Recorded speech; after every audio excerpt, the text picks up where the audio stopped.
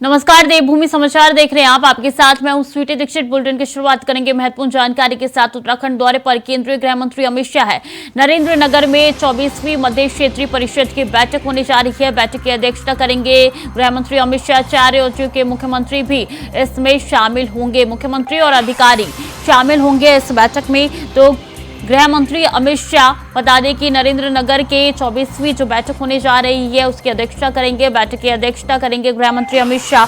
गृह मंत्री अमित शाह का ये महत्वपूर्ण दौरा माना जा रहा है और इसके बाद बीजेपी आईटी सेल से भी मुलाकात करेंगे। संबोधन भी वो अपना देंगे। 4 राज्यों के मुख्यमंत्री अधिकारी भी इस बैठक में शिरकत करेंगे। उत्तराखंड दौरे पर केंद्रीय गृह मंत्री अमित शाह है। नरेंद्र नगर में 24वीं मध्य क्षेत्रीय परिषद की बैठक होने जा रही है जिसमें केंद्रीय गृह मंत्री अमित शाह शिरकत करेंगे। उनकी अध्यक्षता में ये बैठक होने जा रही है और इसी के साथ बता दें कि मुख्यमंत्री समेत अधिकारी भी मौजूद रहेंगे इस बैठक में। 4 राज्यों के मुख्यमंत्री इसमें शामिल होंगे।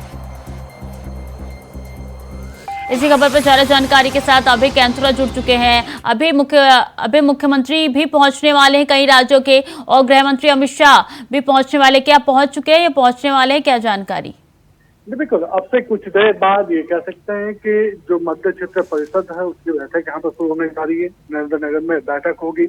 गृह मंत्री अमित शाह इस बैठक की अध्यक्षता करेंगे और 4 राज्यों के अधिकारी और मुख्यमंत्री इस बैठक में यहाँ पर मौजूद रहेंगे। उत्तर प्रदेश के मुख्यमंत्री योगी आदित्यनाथ इस बैठक के लिए कल देर शाम ही देहरादून पहुंच चुके थे, जिसमें अब से कुछ देर पहले वहां पर नरेंद्र नगर जो होटल है जहां पर ये बैठक होगी वहां पर पहुंचे। मुख्यमंत्री पुष्कर सिंह धामी इस बैठक के लिए वहां पर पहुंच चुके हैं और छत्तीसगढ़ और मध्य प्रदेश के गृह मंत्री और उनके साथ जो शीर्ष अधिकारी है वो इस बैठक के लिए वहां पर पहुंचे हुए हैं। सबसे बड़ी बात है कि छत्तीसगढ़ और मध्य प्रदेश दोनों ही राज्यों में चुनाव होना है, तो ऐसे में मुख्यमंत्री की जो आने का जो कार्यक्रम था वो उस कार्यक्रम में बदलाव यहाँ पर किया गया।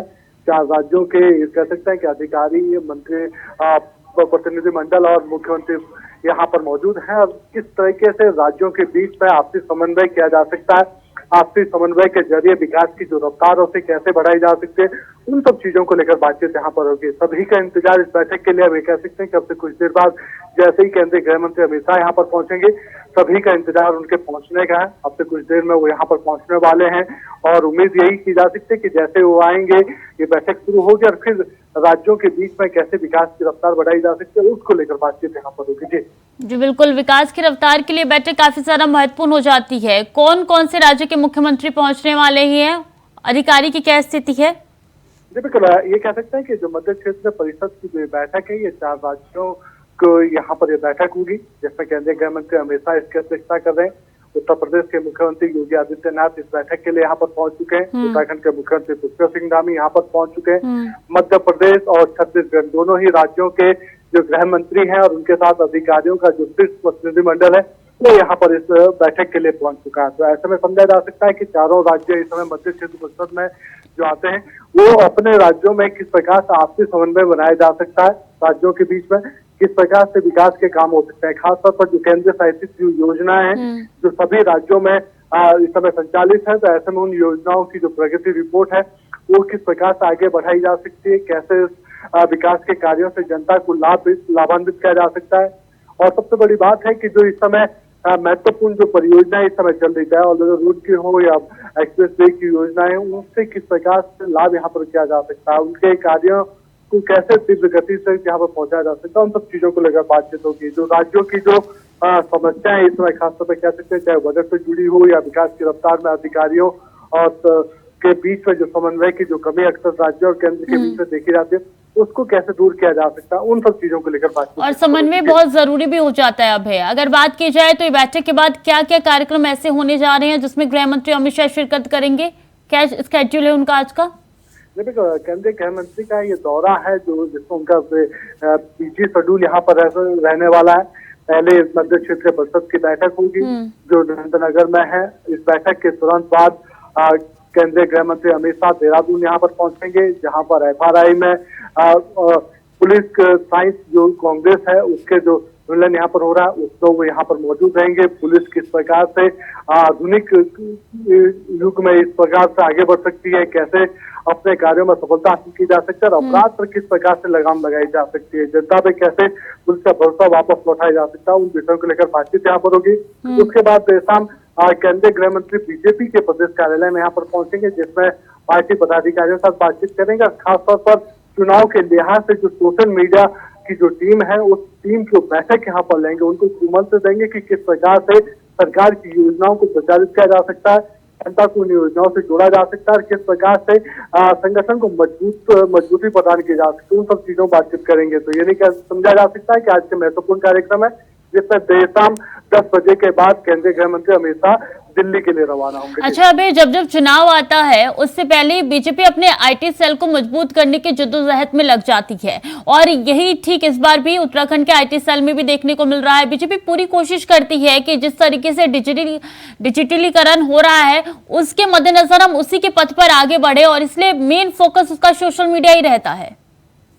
ये समझा जा सकता है कि युवाओं की भूमिका काफी महत्वपूर्ण यहाँ पर होती है और युवाओं में इस समय समझा जा सकता है कि युवा जिस तरीके से आधुनिकीकरण का इस्तेमाल यहाँ पर कर रहे हैं, आधुनिक के दौर में इस समय चल रहे हैं, तो ऐसे में जो उनके हाथ में मोबाइल है उस मोबाइल फोन के किस प्रकार से उपयोग किया जा सकता है, यानी सरकार की योजनाओं की जानकारी कैसे उन युवाओं तक पहुंचाई जा सकती है। उसके लिए जरूरी होता है कि जो बीजेपी का जो आईटी सेल है, जो पूर्व में भी काफी सरकार की योजनाओं को प्रचारित करने वाला रहा, उसमें बीजेपी अपनी उस महारत को अब आम जनता तक पहुंचाना चाहती है, आम जनता को उस महारत से जोड़ना चाहती है। सरकार की जो उपलब्धियां रही है उन उपलब्धियों को कैसे पहुंचाया जा सकता है, कैसे घर घर पे बीजेपी अपनी मजबूती प्रदान कर सकती है, उसके लिए जरूरी है कि आईटी सेल को मजबूत किया जा सके। तो आज केंद्रीय गृह मंत्री अमित शाह अपने इस देहरादून दौरे में बीजेपी के जो सोशल मीडिया टीम है उनसे आप बातचीत यहाँ पर करेंगे, उन्हें गुरुमंत्र देंगे ताकि चुनावों में किस प्रकार से बीजेपी मजबूत हो सकते हैं, अभी से उसकी तैयारी की जा सके। जी, यानी कि कहना गलत नहीं होगा कि गृह मंत्री अमित शाह हैट्रिक के लिए चुनावी पिच मजबूत करने के लिए पहुंचे हैं उत्तराखंड। देखिए, अमित शाह को बीजेपी का वो चाणक्य यहाँ पर कहा जाता है, क्योंकि जिस प्रकार से उनकी चुनावी रणनीतियां रहती है, जिस प्रकार से उस संगठन की बारीकियों को जानते हैं कि संगठन किस प्रकार से मजबूत हो सकता है, जनता की नब्ज को आसानी से टटोलना जानते हैं, तो ऐसे में पार्टी के कार्यकर्ता कैसे उनसे जुड़ सकते हैं, कैसे हम जनता के बीच पार्टी संगठन की रीति नीति पहुंचा सकते हैं, उसको लेकर आज यहाँ पर गृहमंत्री यहाँ पर देंगे। खासतौर पर सोशल मीडिया का जो इस समय जो प्रभाव है और बीजेपी जो चाहती है कि दुनिया की जो सबसे बड़ी पार्टी है उसका आईटी सेल और मजबूत हो और उस आईटी सेल का पूरा इस्तेमाल यहाँ पर किया जा सके, तो उसको लेकर बातचीत यहाँ पर हो रही है और ये यहाँ पर गृहमंत्री देने का काम उनकी तरफ से किया जाएगा। उम्मीद ये कर सकते हैं कि आज जब केंद्रीय गृह मंत्री अमित शाह बीजेपी की सोशल मीडिया टीम की बैठक लेंगे तो उसके बाद बीजेपी का एक नया स्वरूप और यहाँ पर देखने को मिलेगा।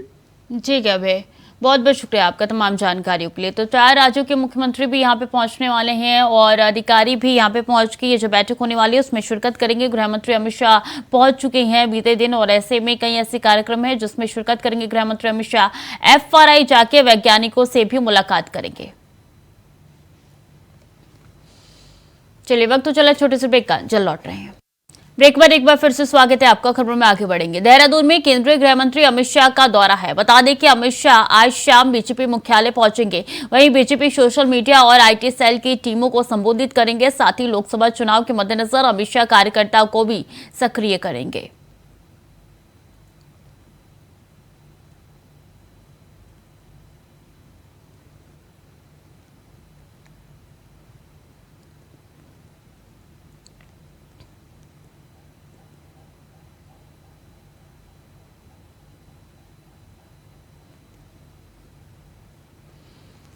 देहरादून में मुख्यमंत्री पुष्कर सिंह धामी ने प्रधानमंत्री नरेंद्र मोदी के दौरे पर पत्रकारों से बातचीत की। तभी उन्होंने कहा कि प्रधानमंत्री नरेंद्र मोदी देश के पहले ऐसे प्रधानमंत्री हैं जो कि जागेश्वर धाम, ओम पर्वत और मायावती आश्रम आ रहे हैं और कहा कि प्रधानमंत्री के दौरे से जहां देश और दुनिया में पर्यटन के क्षेत्र में इन क्षेत्रों को और विकास होगा, वहीं बड़ी संख्या में श्रद्धालु भी इन स्थानों पर दर्शन करेंगे और आशीर्वाद लेंगे।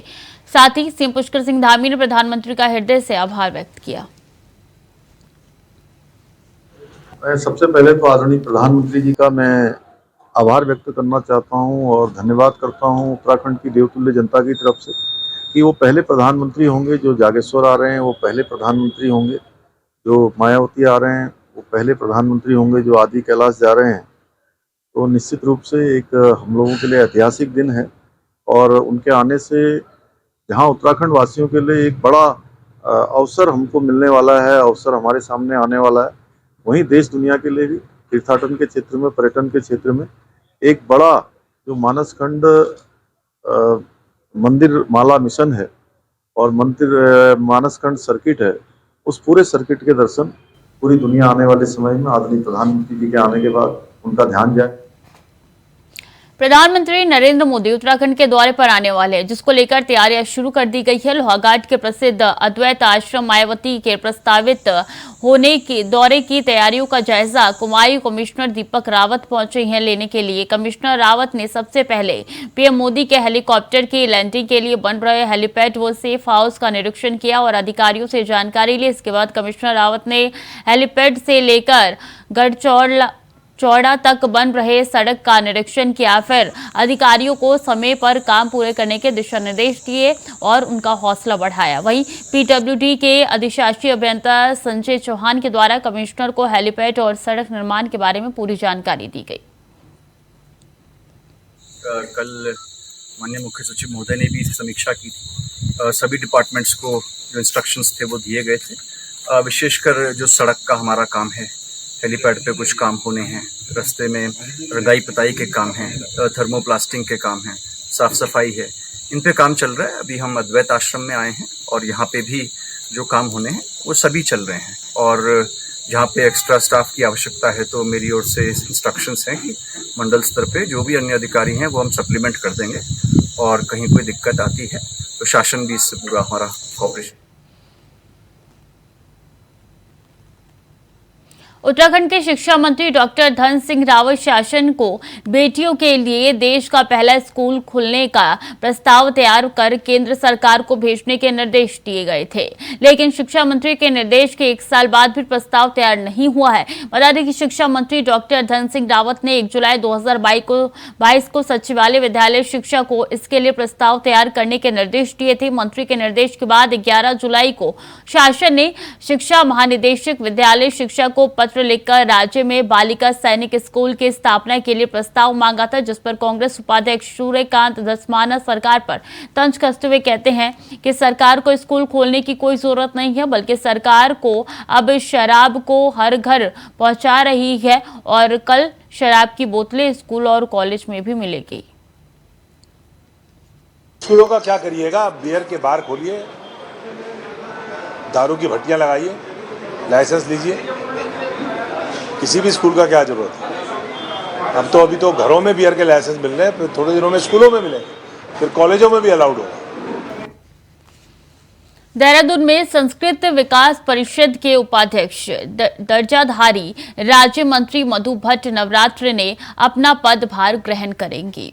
वहीं उनका कहना है कि किस तरीके से उत्तराखंड की संस्कृति को विश्व पटल पर पहुंचाया जाए। साथ ही कहा कि प्रदेश सरकार उत्तराखंड कला संस्कृति के विकास को लेकर कई योजनाएं चला रही हैं, जिससे कला संस्कृति का संवर्धन किया जा रहा है।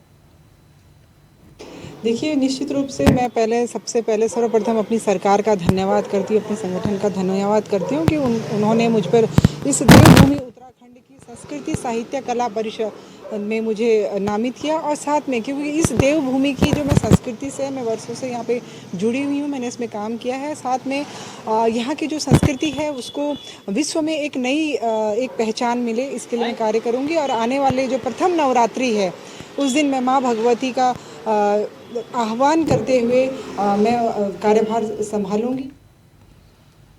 और देहरादून के परिवहन अधिकारी सुनील शर्मा लगातार विवादों में घिरते हुए नजर आ रहे हैं। बता दें कि कई बार उन पर भ्रष्टाचार के आरोप लग चुके हैं और इसका खुलासा आरटीआई एक्टिविस्ट विजय वर्धन ने भी किया है। तो वहीं उनका कहना है कि आरटीओ देहरादून की छत पर 5 कमरों का टीन चादर से निर्माण कार्य कराया गया। बताया जा रहा है कि आरटीआई के माध्यम से सूचना मांगने पर ये सब सामग्री कार्यालय में उपलब्ध और चेक पोस्ट पर उपलब्ध है। टीन शेडों, पाइप व अन्य सामग्रियों का सदुपयोग किया गया और ना ही ये बताया कि किस ठेकेदार ने ये बताया, ना ही ठेकेदार का लाइसेंस बताया, नहीं तो ठेकेदार द्वारा बनाए गए खर्च का भी ब्यौरा यहाँ पे बताया गया है। मेरे द्वारा एक आरटीआई लगाई गई थी। अभी आपने देखा हुआ कि कुछ महीनों पहले ही आरटीओ की जो कार्यालय है उसकी छत पर जो है अभी एक अस्थायी निर्माण टीन शेड का इनके द्वारा किया गया है। सारी जो है टीन शेडें जो इनसे 5 करीब इन्होंने कमरे बनाए गए हैं। उसमें मेरे द्वारा जब एक आरटीआई लगाई गई उसमें पूछा गया कि भाई ये जो निर्माण किया गया इसमें कितना खर्चा आया है। ये किस ठेकेदार ने बनाया है, उस ठेकेदारों के बिलों की प्रति, उनके जो खर्चे हैं उसकी मेरे द्वारा प्रमाणित प्रति मांगी गई, और जिस ठेकेदार ने बनाया है उसका मेरे द्वारा जो है लाइसेंस की भी मांग की गई। उसके बाद मेरे द्वारा ये भी पूछा गया था कि ये जो कार्य आप जो ऊपर ये 3 शेड जो बनाए गए हैं उसमें आपके द्वारा क्या वर्क ऑर्डर पे कराया गया है, या ई टेंडरिंग से कराया गया है, या समाचार पत्रों के माध्यम से जो है आपके द्वारा कार्य को कराया गया है, या उसकी जो कोई भी प्रति है वो मुझे दे दी जाए।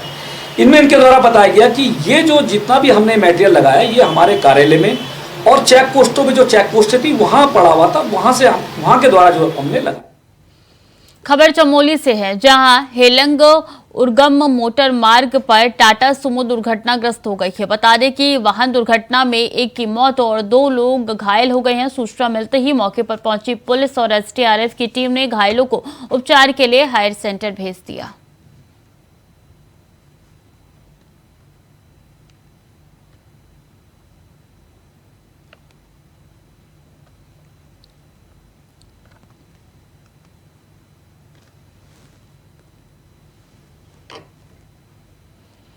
और उत्तराखंड के सरकारी स्कूलों के छात्रों को स्विट्जरलैंड के विशेषज्ञ रोजगार की पढ़ाई के तहत पर्यटन और हॉस्पिटैलिटी के बीच में अब प्रशिक्षण देंगे। बता दें कि कक्षा 9 से शुरू होने वाली यह प्रशिक्षण 12वीं कक्षा तक जारी रहेगी और स्विस एजुकेशन ग्रुप द्वारा उत्तराखंड में विद्यार्थियों के लिए व्यावसायिक शिक्षा पाठ्यक्रम को बेहतर बनाने में भी सहयोग प्रदान किया जाएगा। तो वहीं कांग्रेस प्रवक्ता शिशपाल सिंह बिष्ट ने सरकार पर निशाना साधते हुए कहा कि सरकार पहले सरकारी स्कूल के ढांचे को सही करे, तब जाकर कई छात्रों का भविष्य उज्जवल होगा। क्या उनको भारतीय शिक्षकों पर विश्वास नहीं है जो वो स्विट्जरलैंड से शिक्षकों की नियुक्ति कर रहे हैं? आज समाचार पत्रों में छपा है कि जो अतिथि देवो भव का पाठ जो है स्विट्जरलैंड के जो है अध्यापक यहाँ राज्य के छात्रों को पढ़ाएंगे। आप उत्तराखंड में आप चले जाइए, बच्चों के बैठने के लिए जो है फर्नीचर नहीं है, टाट पट्टी नहीं है, स्कूलों में जो है बाथरूम नहीं है, जो है अच्छे भवन नहीं है। लगातार जो है 3000 से ज़्यादा विद्यालय जो है वो बंदी की कगार पर हैं। वे स्कूलों में जो है छात्र नहीं हैं और ये देश जो है तमाम ऋषि मुनियों का देश है। अतिथि देवो और अतिथि संस्कार तो भारतीय सभ्यता और परंपरा का हिस्सा है। हमारे अध्यापकों के से ज़्यादा, हमारे जो है परिवारों से ज़्यादा कौन अतिथि देवो भव के बारे में जानता है। अब यहाँ पर कोई भी आए, सभी का। तो फिलहाल के लिए देवभूमि समाचार में इतना ही। खबरें लगातार जारी है, देखते रहें इंडिया वॉइस।